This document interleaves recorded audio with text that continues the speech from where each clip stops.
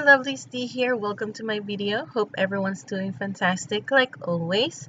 So what we have here is a quick doodle time using the items that we got from our May premium SketchBox. I know I'm a slow drawer. Is that even a word? Anyway, that's my video ended up way too long to be added to my unboxing. That's why I created a separate video and here we are. I'll be putting the link for that unboxing video of the Sketchbox down below. If you guys want to watch it, just click the link down below. For me, when I think about May, the first thing that comes to mind is Cinco de Mayo. Yay!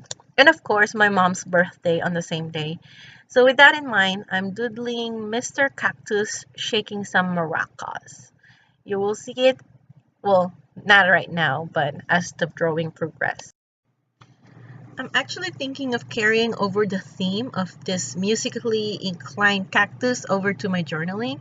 That's why I'm planning to use this very same doodle of Mr. Cactus as my cover page for my May bullet journal.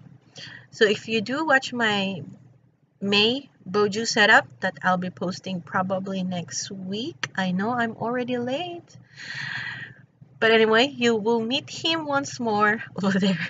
So enough chit chat, let's cue in the music.